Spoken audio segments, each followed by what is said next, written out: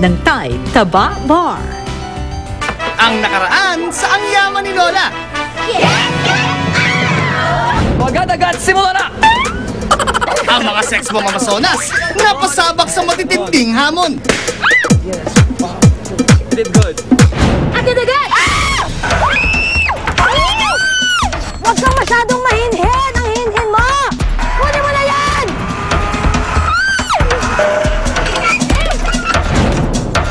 Second challenge na. May ibubuga pa kaya sila?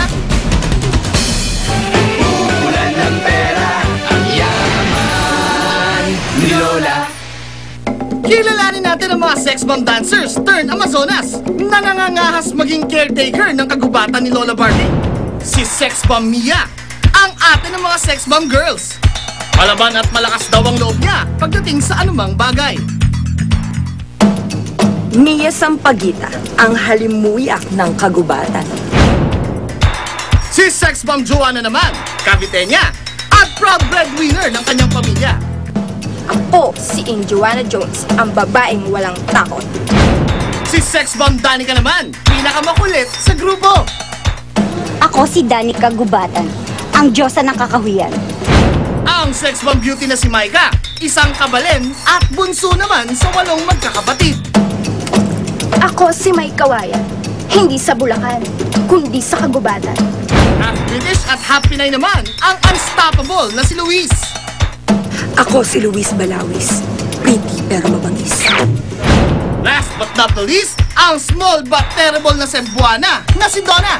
Siya ang naging ultimate winner sa Dance Showdown Search for the new Sex Bomb Girls. Tumigil na ang mga etsosera. Nandito na si Donna Hantera. Matapos ang pagkahaba-habang unang challenge, nangunguna sa punto si Mia na may 45 points. Sumunod naman si Joanna at Luis na may kapwa 25 points. Bottom 3 naman sina Danica, Maika at Donna.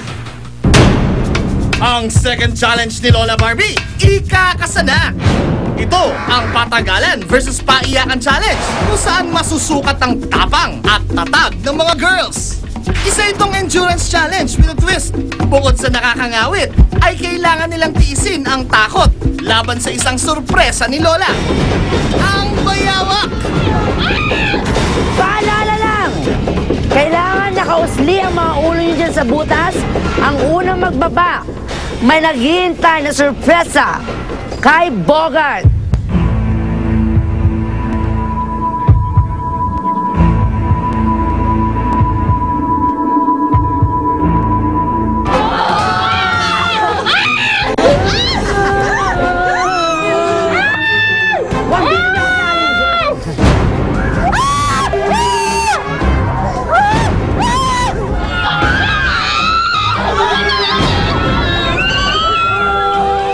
Nagulat ako nung pag bumagalaw na siya, dun ako na... Ayan na.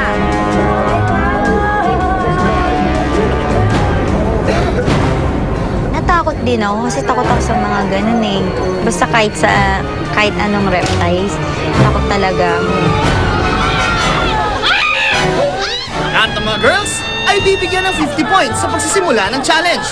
Pero sa tuwing aalis sila sa butas, mababawasan ito ng 10 points. Kaya bawal ang duwa. Ang malas mo naman, Donna. Mukhang ikaw ang paborito ng bayawak. Grabe, nakakatakot. Siyempre, paano pag ano, siyempre may di ba? Tapos nakakatakot yung mukha ng ano, kahit malayo pa po siya. Nararamdaman mo papalapit kahit hindi pa po na siya nakakatakot.